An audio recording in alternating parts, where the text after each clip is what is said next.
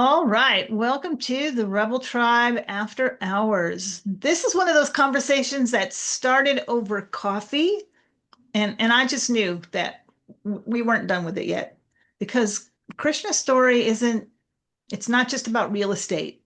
It's about building a life from scratch in a place that didn't start out as home. And I have a feeling that this is going to go places we didn't plan. So, which honestly is just my favorite kind of conversations, as you know. So, welcome, Krishna. Hi, Melody. How are you? I'm good. I'm good.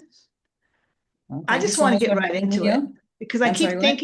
I keep thinking about that coffee conversation Yes. and I keep coming back to not only the fact that you introduced me to a place that makes like the best London fog ever, but you didn't just start a business. I mean, you built, you rebuilt your whole life here. Yes. So Yes. what's the part of that story that people don't see? People don't see every story has struggle. Every story has failures. I believe people do not see that. People do not see the late nights that we had to come up and work on some things. Or people um, I believe that's probably what people do not see, that every story will have a struggle and the struggle is different to everybody in that journey. Um, I've been blessed with a great partner, great husband, but there has been parts of journey when I started, it was all by myself. We were living two separate lives. He was in St. Louis and I was with Walmart at that time. And I just had some time on my head and I just started. I did not know what struggle I was anticipating, but the concept of never giving up is probably what I would say just kept on continuing with that. You moved here from India. Now, I remember when I moved from the East Coast to Arkansas, it was a little bit of a culture shock. Oh, What yes. surprised you most about moving from India to Arkansas? So I moved from Northeast again. I was in Columbus, Ohio before Arkansas, but when I moved to Arkansas, um, I absolutely loved people. When I was moving to Arkansas, everybody gave me a notion of, hey, you're a woman, you're a person of color, but guess what? Nothing was stopping me from that. It's been almost 14 years I've been here. And I still remember the first day when I bought my house and my neighbor, she walks in, coming from that notion of, oh my God, you'll be judged and, you're treated differently. I was a little skeptical to meet her, but guess what? She became my best person I've known on this earth. Her name is Kathy Lee Hans, and she is still I call them, they are my adopted parents. So they will take care of me. They have been, and they are the one that made my life in Arkansas's best. And it's that thing started my confidence in people. And I've met several, welcoming people in Arkansas. They have, welcomed me with both hearts and both hands and hearts. I don't know how to say that, but yes. So it's the warmth that has kept me here. Was there ever a moment that you kind of thought, oh my gosh, what did I just do? Positively, yes. Several times, I believe we have done. We have done great. We have achieved a lot of stuff here. Negatively, almost every day. I'm sure there are things that I'm like, oops. There are several oops moments. When you take over what we just did. But positively, yes, we do think we have done good to the community as well. So. I just had to ask because, like I said, I remember we moved here, gosh, 30 something years ago. So it was vastly different than it is Oh, now. yes. And Yes. there wasn't, in the beginning, there wasn't a day that went by because, like I said, I'm an East Coast gal and I moved out here and was like, what have I done? I believe my first when I was called for an interview from Walmart, it was February of 2011, and I remember taking that flight, getting into the XNA, and XNA was probably 4 or 5 gates then, and it was late at night, and I was freaking out to where I have been. I mean, no development, single lane road from the airport to my hotel. It was Lakita where I stayed. For a minute, I was confused. I mean, you don't expect Walmart's, in town to be still that level. And I was coming from Columbus, Ohio, where tall rise buildings were everywhere. So that did surprise me. But I've seen a lot of growth. The first 7 years, I believe, I saw one single road that was a regional airport boulevard getting the right side fixed, then the left side fixed, then both sides expanded. It was something. I remember those days when I was excited that we are getting something. I also remember those days where GPS would take you. We used to have those Garmin GPSs in the car, Oh, yes. and it would take me everywhere but the location. Oh, yes, I know. That's why we don't follow them anymore because there's no Oh, we telling don't. where you might wind up.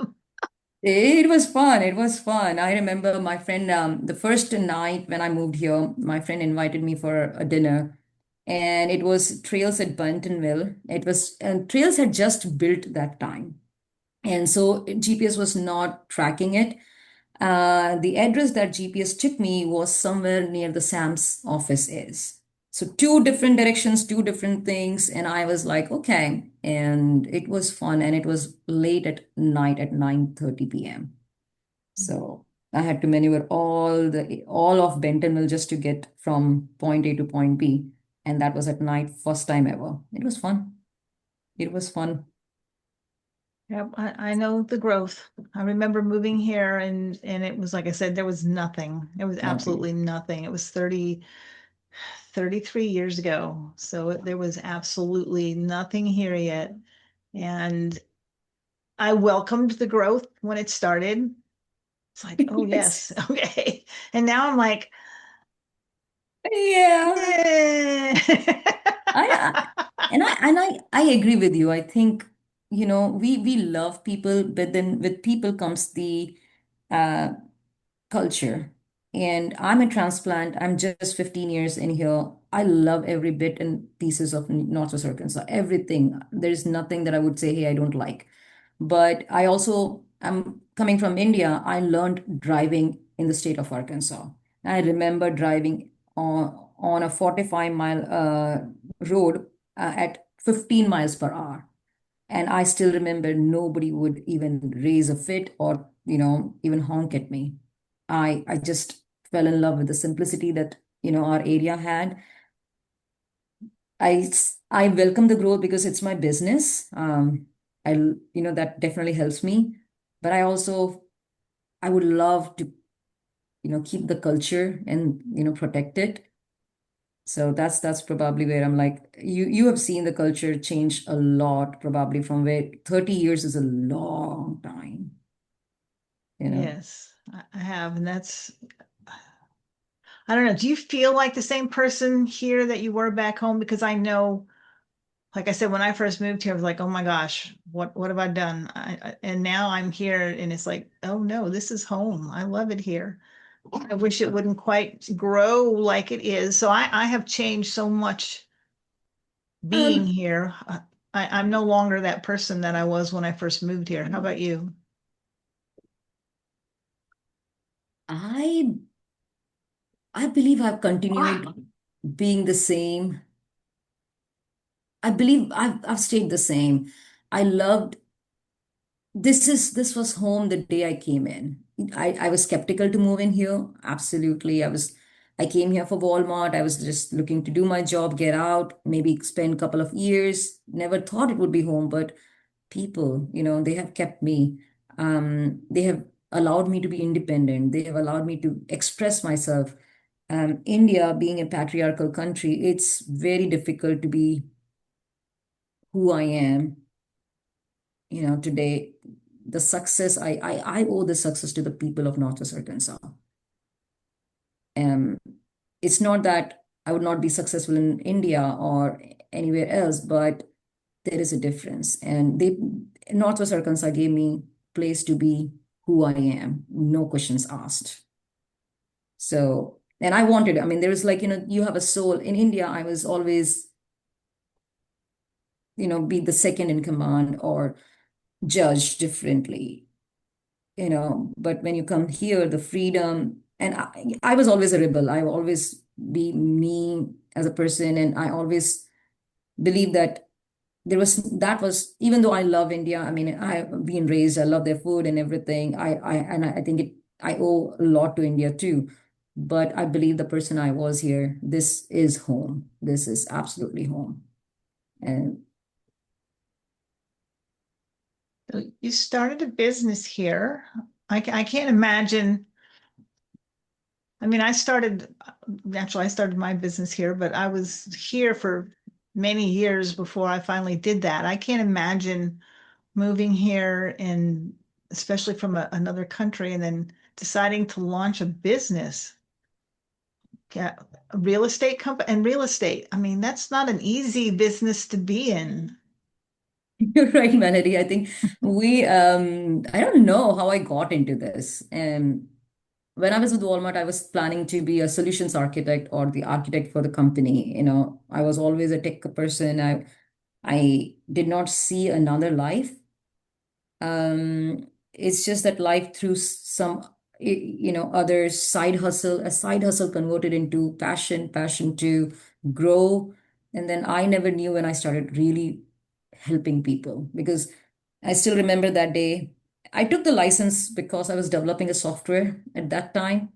And I was trying to hook up into the network of realtors because that network is pretty strong. So my intention was like, hey, I would launch this product and I will make some friends with somebody and see if my product gets launched. You need testers, testing teams, and I'm talking. The internet was not as strong as we have now. The connections are different, and we still were more physically inclined rather than socially we were meeting people.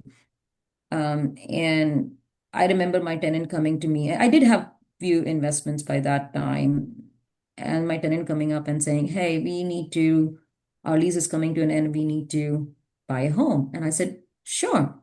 Let me know, and who are you working with? We'll have a way figure it out."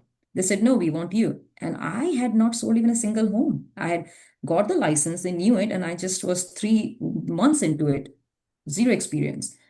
I refused, but they insisted, and I said, "Okay, fine, I'll give it a shot."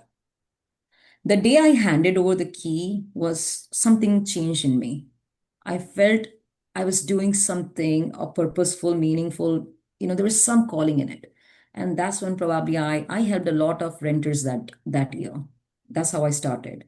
Um, I started my company later onwards because I just wanted, to bring something to the area which does not exist. At that time, I probably was the only Indian-owned real estate brokerage in the whole of state of Arkansas. So I believe there was a need. There was a cultural need. I had a good. We do have a good Indian community in Northwest Arkansas. So there was a need that I saw, and I believe that we could help them.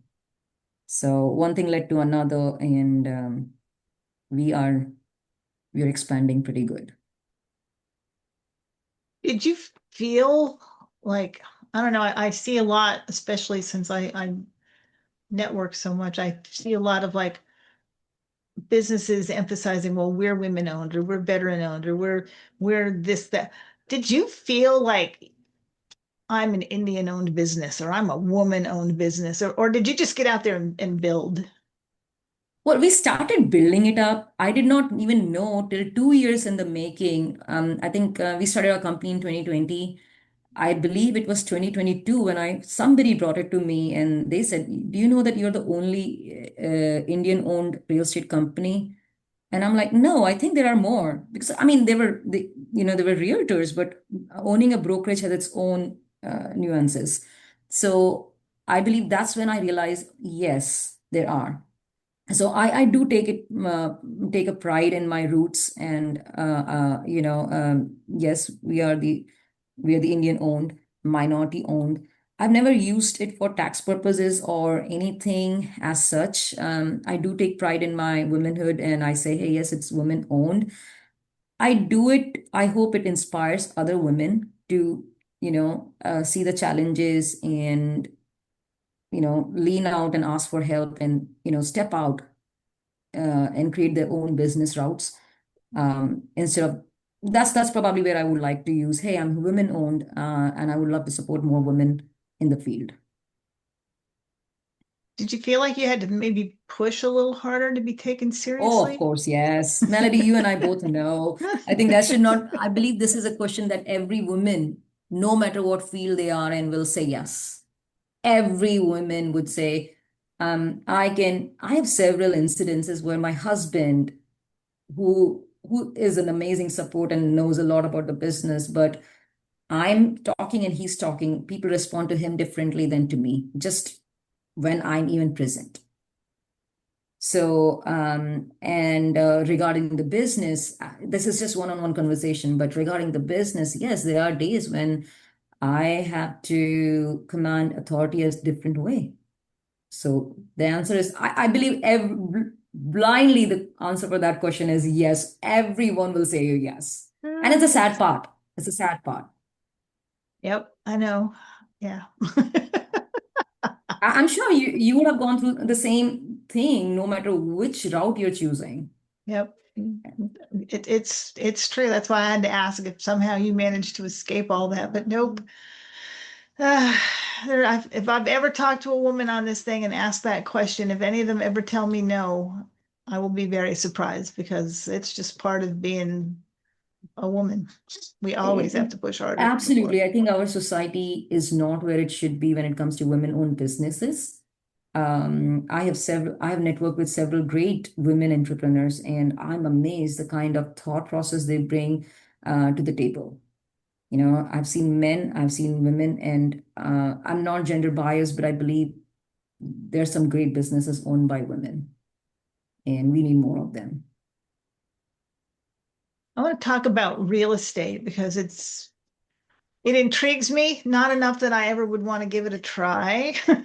Oh my God, yeah. But it does intrigue me. It seems like it's a business that's kind of built on trust. Absolutely. How do you build that? I mean, you're from a new country, you don't know anybody here really. How do you build that trust? It's a very tough question to answer. Trust is, I mean, I had a good relationship when I was with Walmart. I had some peers that are still, and they are my clients. I have some clients that have been from with me from day one. Um,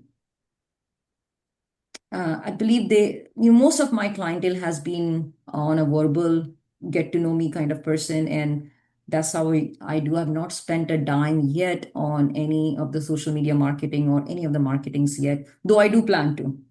I do plan to because I think it's something that my company is, approaching that. But till now, we have never, everything is word of mouth for us right now.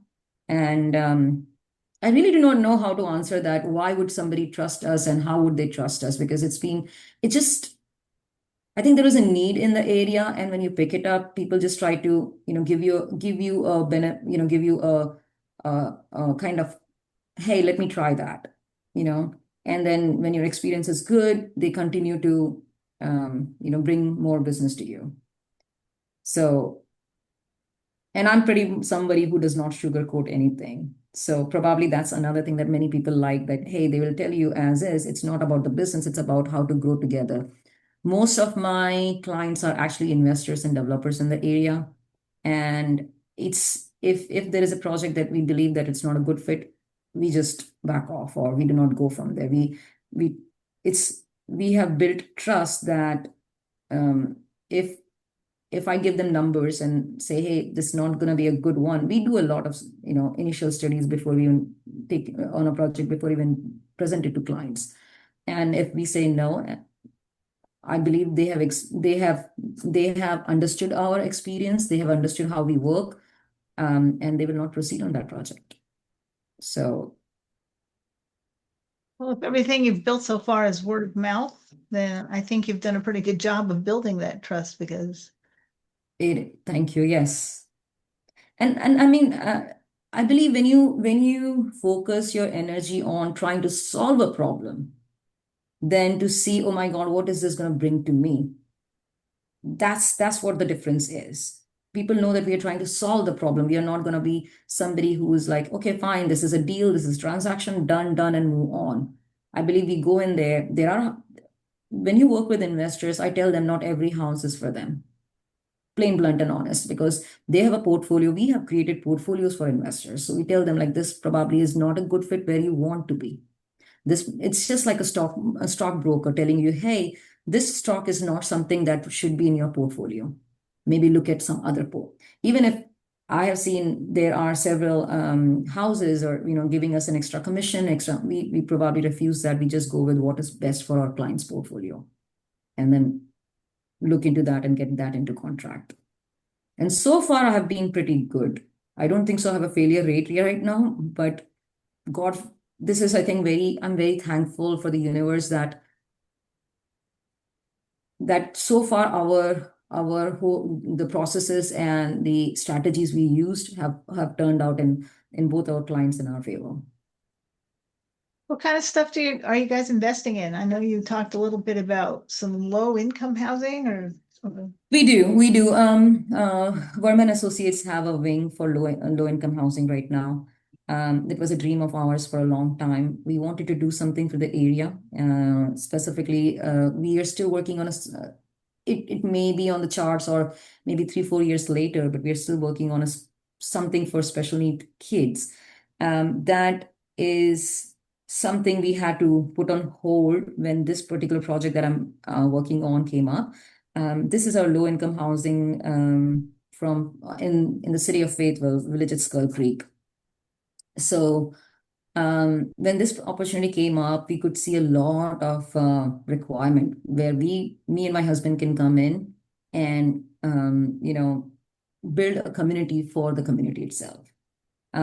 So far, I think almost every tenant and resident has appreciated our move. We have got an in-house person here doing all the maintenance stuff. And on the outside, it looks like a business, but in the inside, we know what we are facing. I'm also working with quite a few of the volunteer teams to get me some volunteers here. One of the things when we came here, we realized that most of the people here suffer from loneliness, and the amount of busy schedules we have, we are unable to cope up with that or help them out. So I've reached out to Crystal Bridges, I've reached out to Sources, I've reached out to Lifestyle, we have reached out to several organizations trying to bring in some support for our residents, because I, I believe nobody should be lonely. And somebody who's an immigrant, it's a voice of each immigrant. I think we feel very lonely when we come and embrace another culture and society. I believe we lack we miss our family. And when I saw that the residents were not having their loved ones call them rarely or barely visit them, it broke my heart.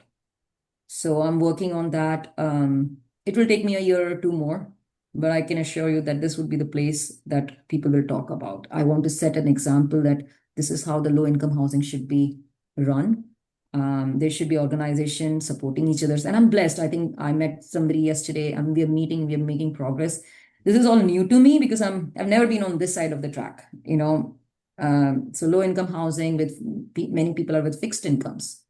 The rents are supposed to be going up. So how do we help them? So we're working with grants where tenants can be supported. There's two parts we have to run. One is the emotional part of it, helping our tenants to have a happy and healthy life. At the same time, we have to continue keeping this apartment as low income. That's also a challenge because unfortunately, we do not have, we have to still finance it a regular route. So yes, that's probably one thing, and I'm very proud of the differences we have made. We have almost put almost 150,000 in repairs. And I believe each one of the residents, if you come and talk to them, they are like, thank you. Even they have issues. We still are, every day we are working on some issues, fixing up a couple of things. But every single time I've seen that, they will be like, hey, no, we appreciate you. You have made so for 8 months and we've done a lot of changes. That's cool. Yeah. There definitely is a need, I can tell you that.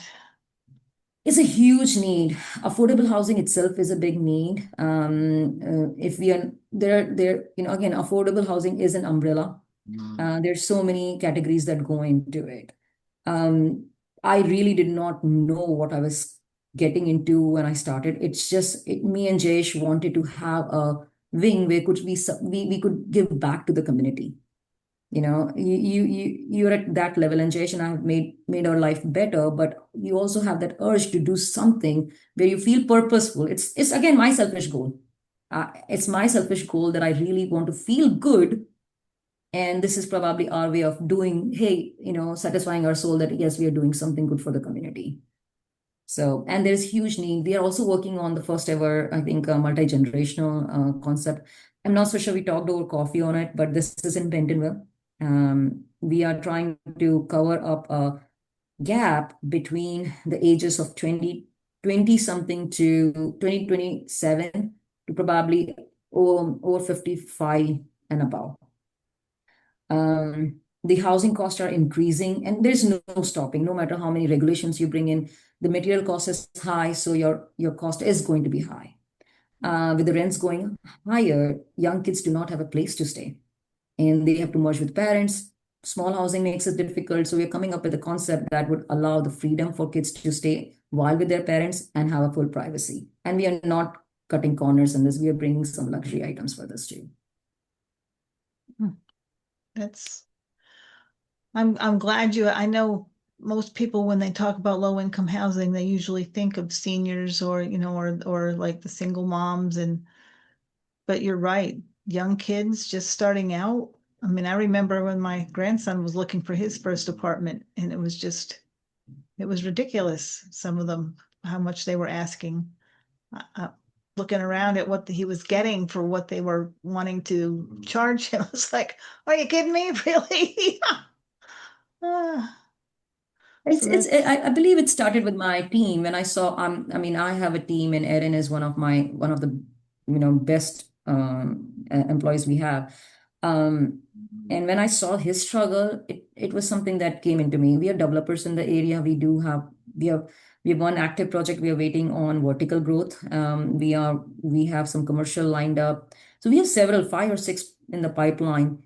But when this guy came up, and I mean, I saw his struggle. I'm like, there has to be something we need to do. And our salaries, yes, the corporate pays pretty good salaries probably, but we are talking about normal people out there who are young kids who are just stepping out.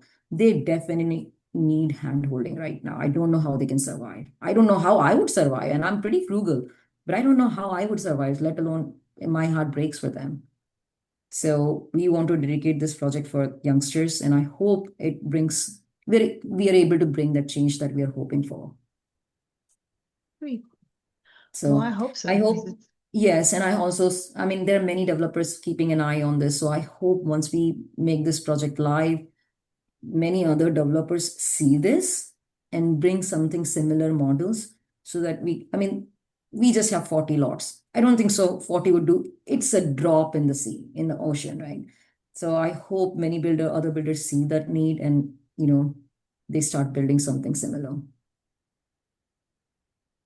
So let's talk real estate a little bit, just real estate in general, because like I said, it's always intrigued me a little bit. What do we hear all the stories about real estate agents and realtors and the housing market and what do people get wrong about the real estate industry?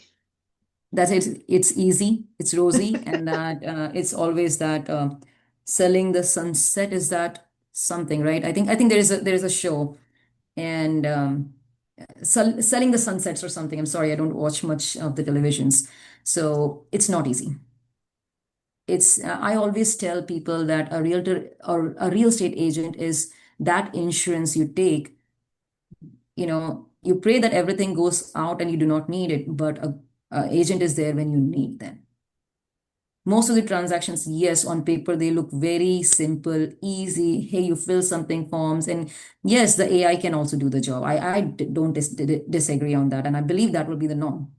But a good agent would ensure that you know what you're getting into. Selling a house is the easiest part, but what problems lie into, what exactly goes behind, what can go wrong, and they're prepared for it. So yes, it's not easy, but it's beautiful. It's rewarding.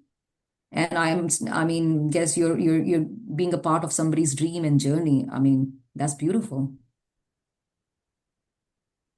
So since you're doing mostly word of mouth, people are obviously, like I said, that trust has definitely been built. What what makes someone choose you? I mean, that should be a question for them. I am not big fan of. I really do not know how to answer that. I mean, though I ask these in the interviews, and I don't want to be straight like, oh, I'm straightforward. I'm very honest. I believe that's the answer everybody is going to give you, and everybody is. You know, I'm not going to call out like you're not or you this is not, but almost everybody is honest to their job. I believe they know me. One thing I've heard from them is we know that no matter, even if it's my loss, I'll still tell them the right answer. And I have done it. I've taken a hit on myself. There are properties that I would like to invest, but if my investor wants to invest, I would back off. So they know that they have seen me doing it, and that continues to strengthen the trust they have in me. Right. I have to And ask I don't think so. I've because led them to any. I have to ask since because it always amazes me. I've met so many people here from other countries, and some of them I've had to ask like, how did you even find Arkansas? Because it's Oh, not that's a good like question. Melody, and that's a very you good question. I mean, it's not like, it's, I mean, everybody, I've been in the military, so I know I talk to them, Yes. and it's like when you're there, it's not like, well, yeah, they know New York, they know LA, they know Chicago, they don't know Arkansas. Okay.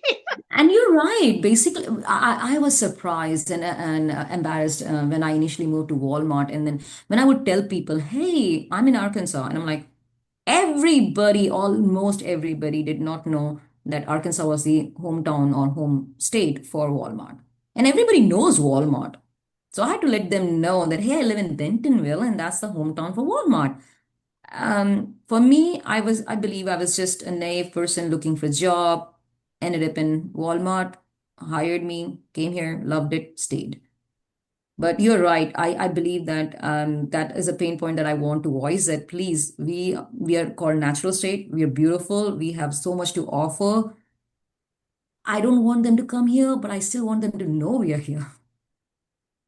So yeah, no, it needs a little bit more promotion, but with I think bike trails, we have set ourselves up on quite a bit on the map now. Everybody knows where Crystal Bridges is, or bike trails are, and we're known for bike trails, so I'm excited and happy for that. I know it's like I said, it's grown so much and in some very good ways and in some we could do with a few little less traffic. Oh my God, I hate the traffic. Oh my God. I was going for a event in the morning, and it was, I think, at 7-ish. I left at 7:15, assuming that it will take me 20 minutes. I should be there 7:45-ish max. This is a 10-minute route from Centerton to Bentonville. It took me almost 48 minutes, and I was late to the 8 a.m. meeting. And I remember sending my team, I'm like, when did we become mini California? Because 20 minutes away should not cost me more than 25, 30 minutes. It cost me more over 45 minutes. And I'm like, for that, I might have to still start my journey at 6:30 a.m. just to reach there by 8. Oh, So I know. traffic I is, know. I do that now. If I don't know if I'm going someplace new, I punch it into to maps and to get a time estimate, and then I just double it because it's like if you're Yes. telling me it's going to take me 20 minutes, it's probably going to take me closer to 40. Okay, so we'll just bank on it being 40. Oh yes, oh yes, and it's been a journey. So yeah, yeah, the traffic is complainable right now. But I love like crystal bridges, yes, and all the things, the Walton Arts Center, the AMP, all the places. I mean, we've got some world-class restaurants now. Don't get me up on my Arkansas soapbox now because like I said, when I first moved here, I was like, oh my gosh, Arkansas, what have I done? And Oh yeah, now I'm like, Arkansas, okay. exactly. I mean, You have yeah, no idea. I always tell my friends, what do you work for? Excuse me, you work for your family, but you do not even get time to spend with your family. Guess what? We get that. We are able to come home at 5:30, 6, take care of our work, but still spend some time with our family. We are still fast paced, but not slow paced. We have everything in here to what you need. Now, we do not have 20 story buildings or something. Who needs them? I'm okay. I am okay to survive without them because I don't need 20 stories to come back home. Right. So I love my family and I would love to spend time with them. Rather, I mean, if my work is done, the first thing I go is back home, and everybody wants to do that. I don't want to get stuck 40 minutes. That's 40 minutes less of my life with my family. I would rather have 5 minutes traffic, which I I would know. love to get back. I don't think so. We'll ever get that time back. I know. And it's so like you said, it's beautiful here. We have the trails, we have the lakes, but then we have world-class restaurants and a world-class museum and a world-class performing arts center. And it's like Oh yes. we have all of this stuff here. And when Have you seen? now that I'm extolling so much about Arkansas and you decide to move here, call Krishna. Okay. That would be great. Have you seen the new awesome was it Awesome Health Center? Oh Alice yes, yes, Walton. yes. Oh, Alice I've loved Walton's that. the Holistic Health Oh, Center. Yes, it's it's gorgeous. It's I am beautiful. so thankful that we are getting these centers here. We Yes. definitely need, I mean, while we love it, I'm not going to deny that we need a little bit more of progress and health centers, child care facilities. There's a lot of opportunity. If anybody is listening to this podcast, please look at us and bring some good, uh, good child care centers, good healthcare centers, senior living, and more. So absolutely, I'm rooting for that. Yeah, senior centers, especially. I remember when my dad was living with me, there was basically nothing for him to do, really. So, yes, more senior centers would be nice, please. More childcare would be more affordable childcare Childcare. would Thank be you. Thank nice. you. Yes, yes. And I'm glad we are voicing the same concerns here. And there is a need of affordability, in childcare or any other services, to be honest. We have grown, and I'm part of it. I'm part of the problem. We are in the trade. So we are also, unfortunately, we cannot cut cost here. And we are surprisingly, do not know what's up with my words today, surprisingly more expensive than Texas or some other states I've compared to. And I mean, I wish we are a little bit more affordable for our new generation. So yeah. What's something about American culture or Arkansas that surprised you or still makes you go, what? I just think I have a very happy feeling about Arkansas. Like I said, when I joined Walmart and before I was joining Walmart, I came from IBM and my IBM folks were like, "You're going to Arkansas. Do you even know how it is, what it is? You assume Arkansas be a jungle or wildlife, not even developed, and that is the picture I was sent. Like I said, I think I just have good things about Arkansas. I still people amaze me. I cannot count on my, like, I do not even know how many times people have been helpful to me without asked, without being asking them, without doing. So I just, I don't know if there is anything I wonder that on a negative sense that why do hillbillies, yeah, I mean, I'm like, hey, you guys still exist, kind of thing. But Because I've been in Eureka Springs, and when I first saw, I loved it. But then, it's a different culture from Northwest Arkansas. I like it, but we are so different. We're so different. Yeah. Think that's something that did surprise me. I was amazed because when I first got here, I was working in the nonprofit community, and I was amazed at how giving Oh yes. this part of the Yes. country is. I was Yes. just Yes. like absolutely just I couldn't believe because I've been in other places. I've been, I've volunteered for nonprofits or what all my life practically, and to see the support from this area when something's going on and there's a need, they just kind of stand up and rally. It's amazing. I was just blown away by the amount of support that people give here. Absolutely. It just I've never seen anything like it, to be honest. I agree. I agree. I come from, like I said, I come from Columbus, Ohio. Love the place, but there is a difference. There is a difference of how people treat you here. You are a family here. You are not a stranger. Everybody will take you under their wing and help you out. Everybody wants you to grow. Everybody wants the best out of you. It's very rare do I see. Um, of course, I'm a person of color. Of course, I'm woman. I'm not going to deny that I do not have experiences that I should not have. But those are very rare and few. So yeah, this community is amazing. Yep. I don't see me.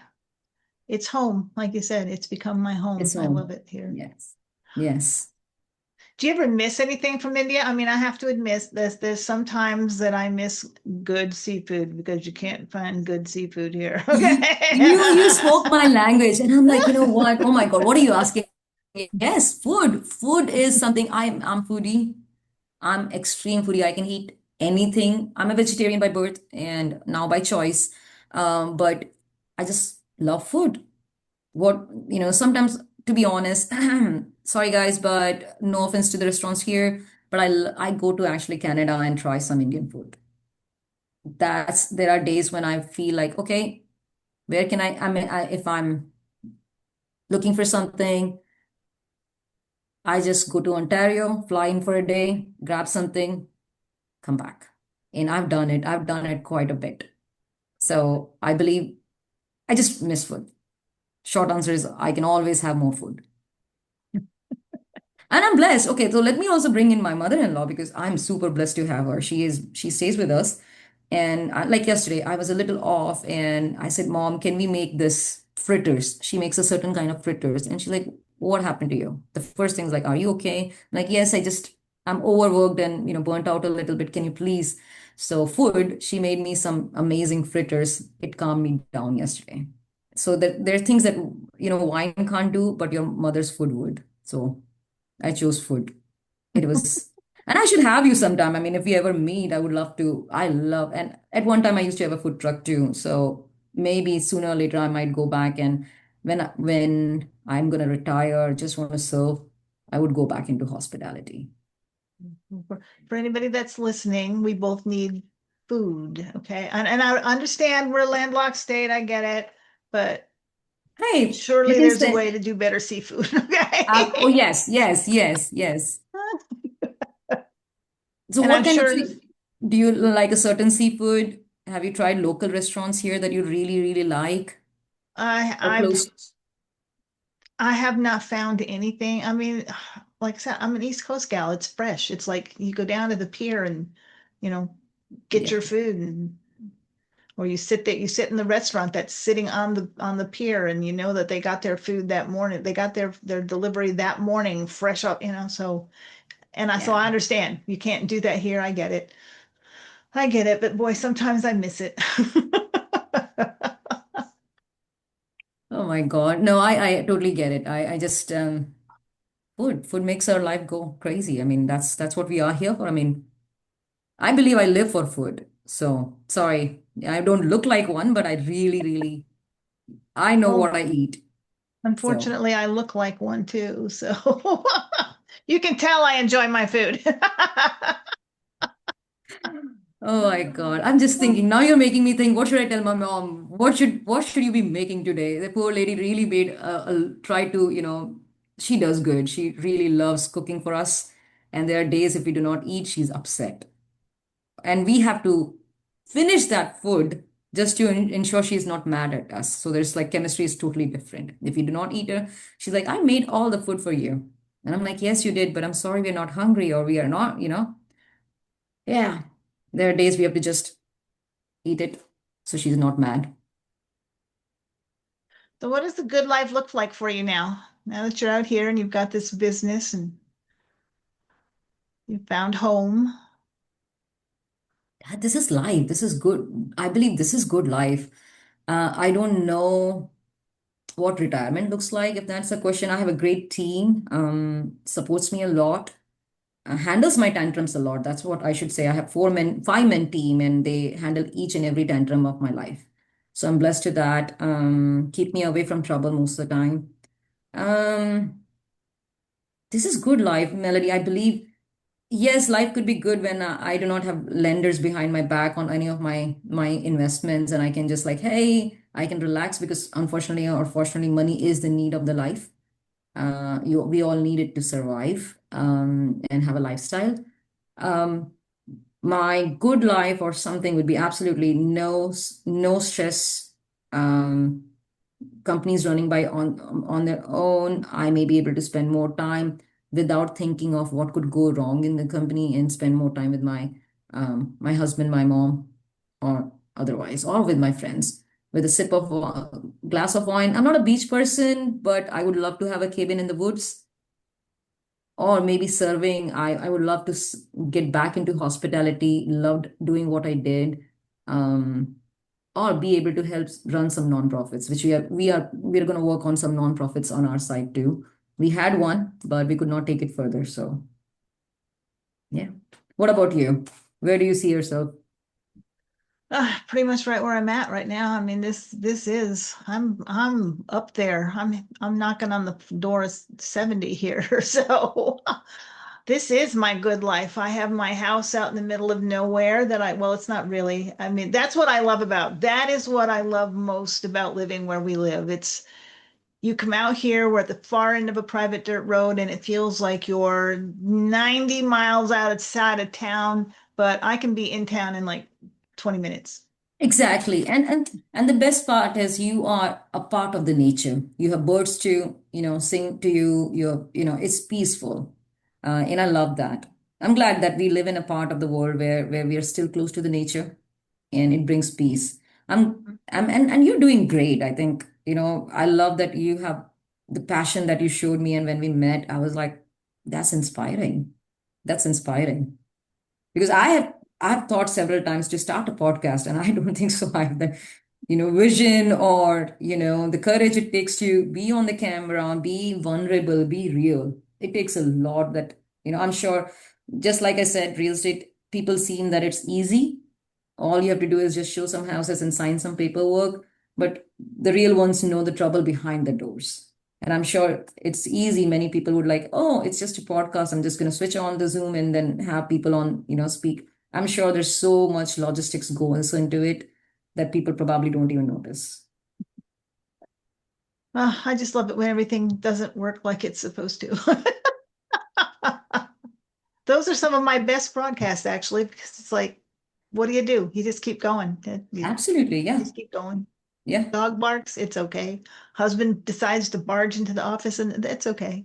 I just had Internet's my up and team down, that's barge in okay. twice on this meeting. My team barged in twice, and they're like, okay, okay, I'm in a meeting. I'm in a meeting. And I let them know that I'm going to be in a meeting, so do not. So they're like, tippy toeing, okay, we are not going to disturb her. And then because they need keys or they have something in the office that they need. So they're like going back and forth and without trying not to disturb me.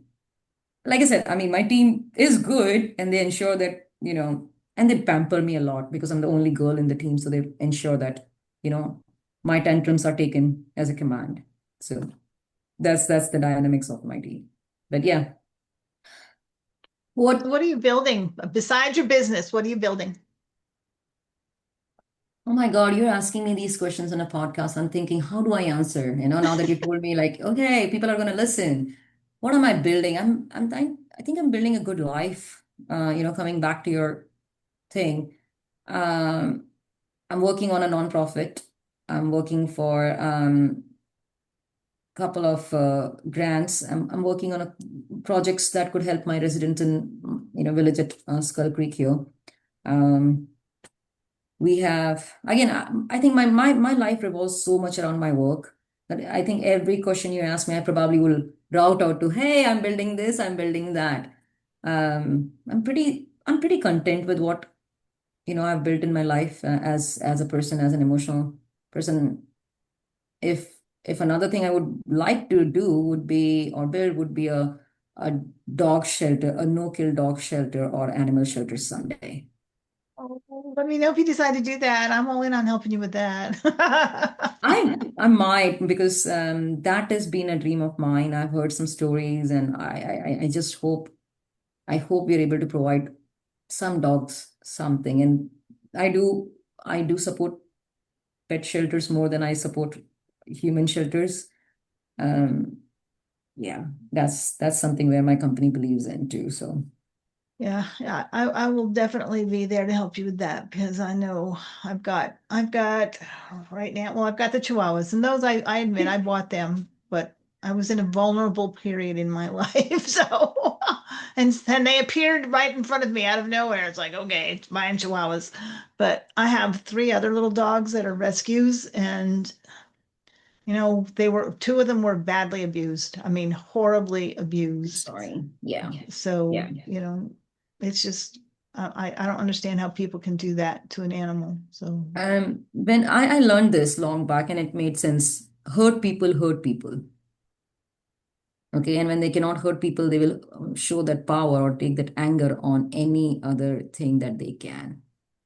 And I believe again, I'm gonna sympathize with them because we as a society need to work a little bit more towards controlling how we treat our human beings, so that we can lash out less on our animals or on pets or something. And this is not new. This is something that I have also seen. I've seen things that I probably don't know how to express it. And it's not always physical abuse that we need, it's shown. It's my dogs are a part of my family.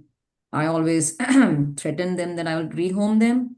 I still have them since 15 years. I do not know what I'm doing with them, but there are days I'm like, hey, you don't behave, you will be rehomed. But yes, absolutely. I think, Melody, I would love to have connection with you and other people who we can. That would be a dream of mine to have a no-kill shelter soon enough. so So what's yeah, what's something people assume about you that's not actually true? Like I had no idea. You don't, it's a good way to put this. You did not strike me as someone that would have a dog or two or I mean, you're busy. You're interesting. always you're always busy. So, and it's been my experience that, busy people don't have pets because pets require care. And You so, are right. You're right. One of the best part of this job is, or the company I have is, I can be the boss. So my dogs are welcome, so they travel with me almost 90 to 95% of the time. It's just very few places where they are not allowed as I do not take them. If I'm with you, they probably are in my car. Luckily, I have a car that allows me to control the temperatures with my phone. So I can keep an eye while I'm shopping or doing something where I'm not. Um, I just don't think so. I can live without my dogs. But you're right. One of the things that I often come across when people start knowing me is I did not expect you will be too friendly. I am very friendly when once people start to know me because I love helping. I'll go all over the board if I like somebody and I'm like, okay, they're my team. I'm gonna go and be protective of them, be doing this. But till they break that barrier, the busy life I have does not allow me to become that warm on the first meet. It takes me I'm too short answer like, okay, yes, no, move on. That's it. it takes them time when they become my friend and they're like, oh, I assume that you'll always be very cold or very, unapproachable, but no, I can call you. I'm like, yes, if I'm not working, I would be happy to help anybody, kind of thing. So that is one thing that I often get complained about. What do you think about you? I think I love meeting with you. You were very approachable, very warm, but I'm sure there'll be something that I don't see and you would get it very common. I don't know. I'm pretty much, that's a good way to put it. I'm who I am. I gave up one of the benefits of being almost 70, you care a whole lot less about what people think of you. Oh, Okay. You just yeah. do. And Yes. it's kind of freeing actually to be able to go out and not feel like I have to perform. I am who I am. I'm 70 and I am who I am. And if you don't like me at this point in my life, what can I tell you? I am not everybody's cup of tea, and I freely admit that. Oh, absolutely. Absolutely. And I think that's the way we should bring everybody up. It took me some time to be out of that notion. I remember the first time I heard something and I reached out to my husband because it was hurtful. I said, no, I'm very friendly. Why are people feel that I'm not approachable or I'm not available to them? I'm not easily available to people. I'm so sorry. I just keep my schedule so busy that I just have started apologizing for people that please, I'm so sorry. It's my calendars do get booked quite a few weeks in advance. So my apologies. But as such, I'm out of business. I would love to stay in touch and be social. So the first time somebody brought that to me and I went to my husband crying and I'm like, I don't know what to do. But he was the same, and you have to do what you have to do. Let people decide, you know, what they want to decide. There's no control. You do not have control over it, so why fret? It took me some time, and still sometimes it hurts me, but yeah, I think I'm starting loving it and live by it now. I think the thing I need to remind people is do not ask me a question if you do not want an honest answer, because once you ask me the question, I will tell you exactly what I think, whether I am not that person that's going to pat you on the head and be like, oh, it's okay. No, no. Okay. If you're asking me a question, I'm going to assume you want an honest answer. And that's what you're going to get. And I have found that that does offend people sometimes. They're just It like, does. what, It what, does. what, what? You asked. Okay. You asked. Once you ask, there you go. Oh, absolutely. I was browsing Amazon and there was a shirt called "Do you want my honest opinion?" If I ask, "Do you want my honest opinion?" Say no. So I love that. And I'm like, one day I'm gonna order that shirt because that's me. I probably should have it all the time. You know, don't, don't. And there's another one. Before my mouth can speak, my face will. And that's me again. My face will definitely let you know. I mean, I attend my team meetings with my cameras off because I know my team would either be, they will always, I'm the boss. I'm sure they are going to look for my approval on anything they say, they do. They're looking for me. And I just can't keep, I mean, when you are at that position, that I know that's my weakness. So I don't want to intimidate my team. There are times when I keep my cameras off. Of course, in a meeting, of course. So yeah. What part of your story do you think still deserves a little more credit than it gets? Melody, you're asking questions are so wonderful and intriguing. Like, they are making me think. They're really making me think. Most of my podcasts are always about real estate and what's real estate doing and things around the area. I love that we are discussing something out of it and a little personal. So what life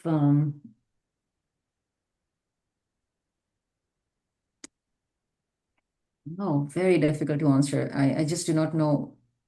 Keep my life, I try to keep my life pretty private.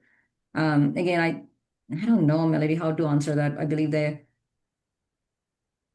I'm proud of our new wing that we have created, low income housing. I've been, asking for help, and I'm very, very, very proud that we are stepping into low income housing and we are making a mark on that thing. And I think people should see that, look into it, and see if there is something they can give back to the community. And I would love them to. Um, I don't live off others' um, opinions or things. Though they hurt me, I think they hurt everybody if they're mean and they hurt. But that's not how I see myself. If that answers even a close to what you are asking me. And that's why I wanted you after meeting you for coffee, that's why I so wanted you to be on the podcast because I interview business women all the time. Most of them are they're focused on building their business. They've lived here all their lives and now they're building their business and that's cool. But there's a difference between building a business and you came here and built a life. Yes, And I think we got a little glimpse into what that actually looks like behind the scenes. I mean, there's a ton of business podcasts out there, and I'm not one of them. I like to really get into, what is it, like I said, what does it take? You came here from a completely different country and you built this amazing life. So, Krishna, I thank you for letting us into that. And to everyone listening, maybe that's the takeaway here. It's not to do it her way, not to do it my way, but it's to realize that you can do it your way. absolutely. And that's the best way to do it. That is the best way to do it.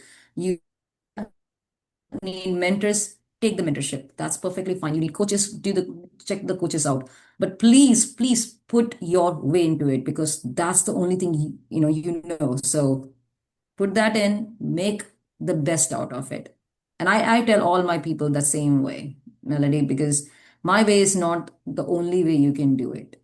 And my way will not be even the right way sometimes, maybe not because of the personality or something. But I hope anybody who's, to the people that are listening, there is so many ways you can succeed and fail. Just don't be afraid of failures because every step may look like a failure, but you never know in anticipation. It would be one of the best thing that would have happened to you. So thank you for having me on this podcast. I absolutely loved every minute of it. Great questions, great interaction. I appreciate that it was more on a personal to, career growth wise rather than just focusing on businesses. That I think I love that part of it. Well, that's what makes us a little bit different here. You never know. You never quite know where the conversation might go. And I love it when Absolutely. people tune in and listen because you never know which conversation might just change the way you see things. So Absolutely. Absolutely. again, thank you so much for being part of this, and we'll see you all next time. Absolutely. Thank you so much, Marianne, to having me. Have a good day. You too.